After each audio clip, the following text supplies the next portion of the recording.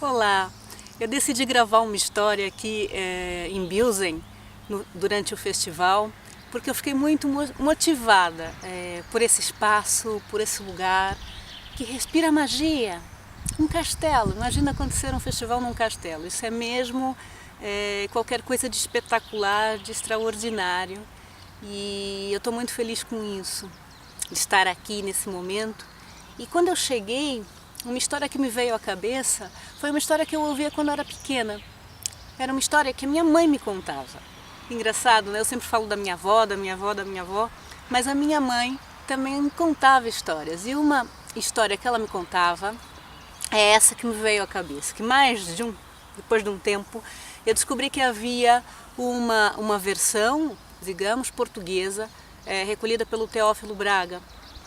E na minha cabeça eu misturo um pouco essas duas versões, a versão da minha mãe, a versão, digamos, recolhida pelo Teófilo Braga, e faço a minha própria versão com as minhas imagens, com as minhas ideias.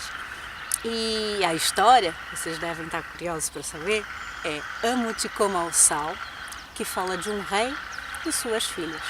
Então assim começa.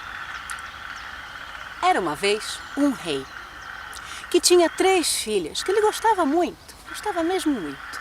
Só que este rei, ele ficava um bocado angustiado, porque ele não sabia como é que as filhas gostavam dele, até que ponto, qual era o nível de sentimento que as filhas nutriam por ele.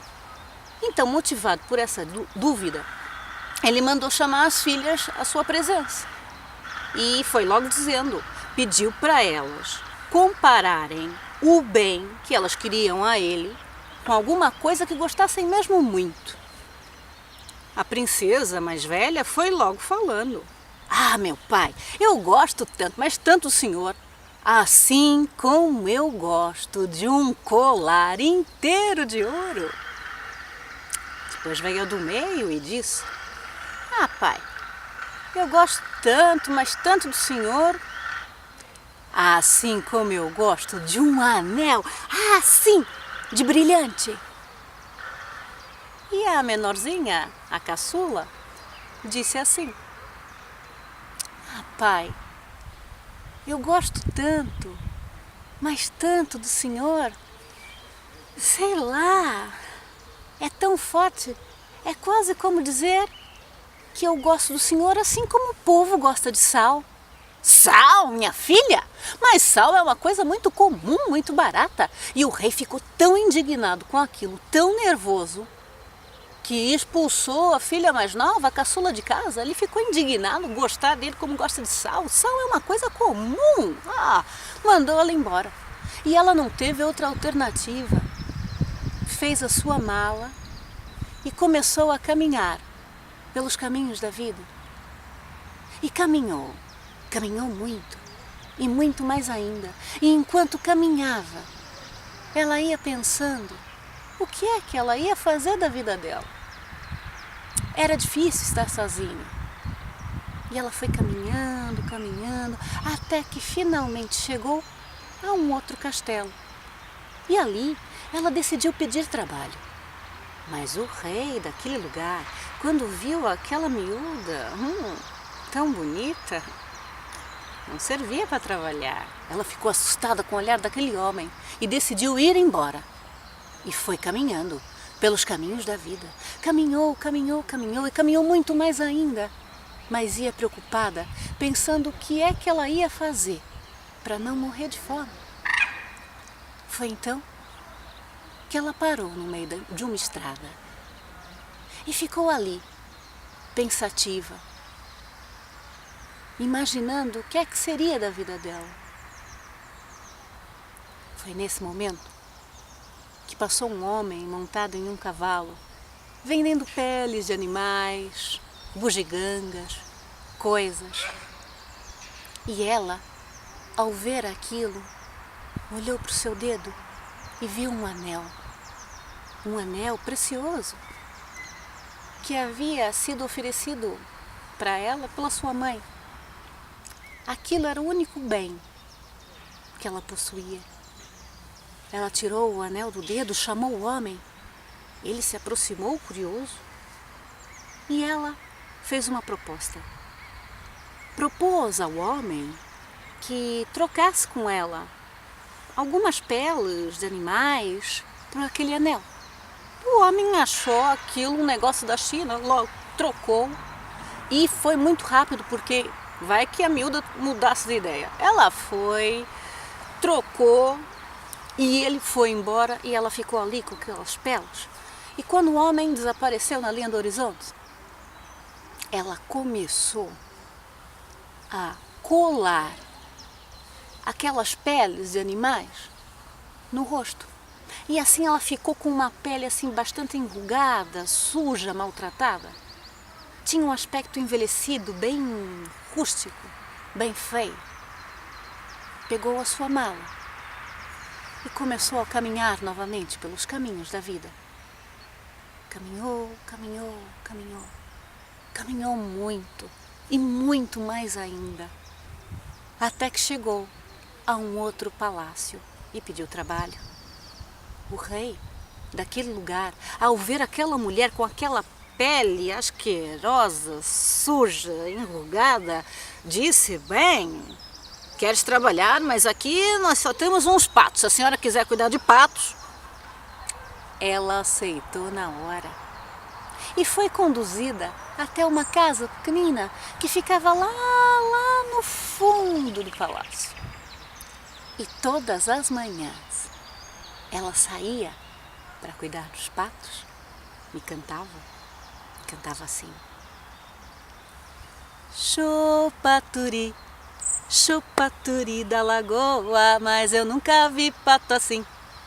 Chupaturi, chupaturi da lagoa, mas eu nunca vi pato assim.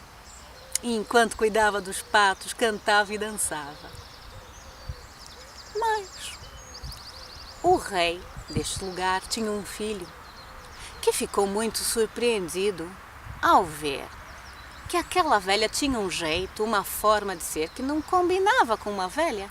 E depois tinha uma voz que era uma voz de princesa. Ele ficou desconfiado e resolveu vigiar a tal velha.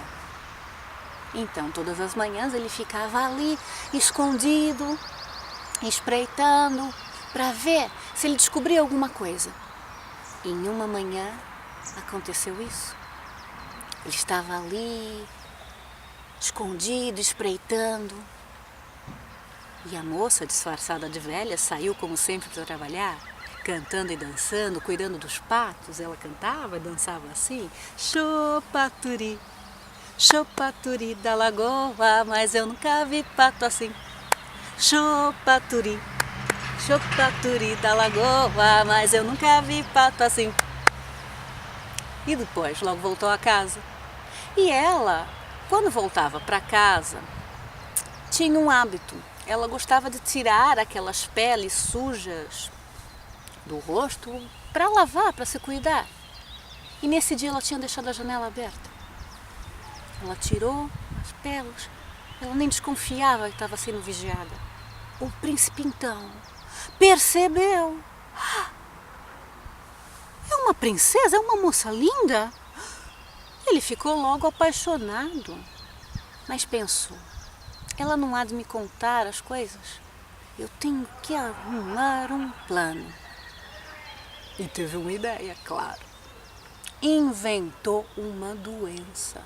Mal falava, nem comia.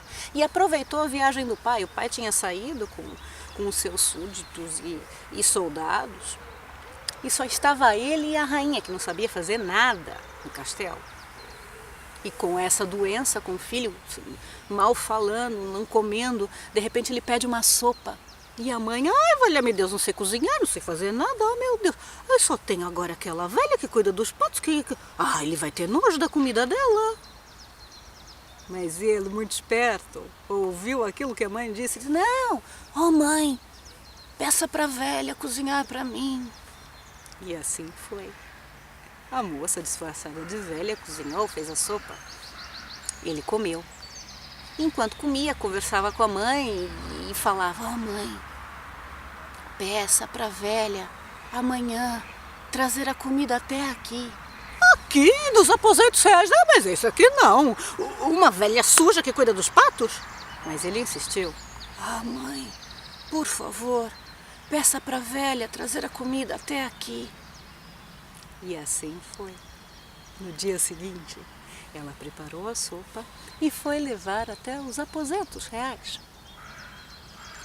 E tomou uma colher da sopa, outra colher, depois colocou o prato de lado, saltou por cima dela e tirou a pele do rosto. Ela ficou paralisada. A rainha escandalizada. Ah, como que é isto? Valha-me Deus, socorro! O que está se passando aqui? E ela não teve outra alternativa senão contar toda a sua história. E ela contou tudo, tintim por tintim, tudo o que havia acontecido com ela. E o príncipe ficou ainda mais apaixonado e pediu em casamento. Ela aceitou na hora, porque ele era bem bonito e interessante. Mas fez um pedido. Pediu a ele para cuidar de todos os preparativos para a festa, para o casamento. E pediu para convidar o pai e as irmãs. Ele disse, claro que sim, faça como queira. E ela foi cuidando dos preparativos do casamento. E uma das coisas que ela pensou, ela executou. Foi até a cozinha, falou com o cozinheiro e disse assim, olha, o senhor faça o banquete, mas não coloca nenhum bocado de sal, mais nada, tá a ouvir? Nada de sal, nem um bocadinho, tá bem? Depois que ela saiu dali, ele ficou, olha-me esta, sem sal. Ok, mas ordens são ordens, comida sem sal, assim é que há de ser. E assim foi. Claro que chegou o dia, o grande dia do casamento. A cerimônia aconteceu com pompa e circunstância, como são os casamentos reais. Claro que depois da cerimônia religiosa, todos os convidados foram conduzidos para a festa, para o salão. E foram comendo um bocadinho dali, um bocadinho daqui.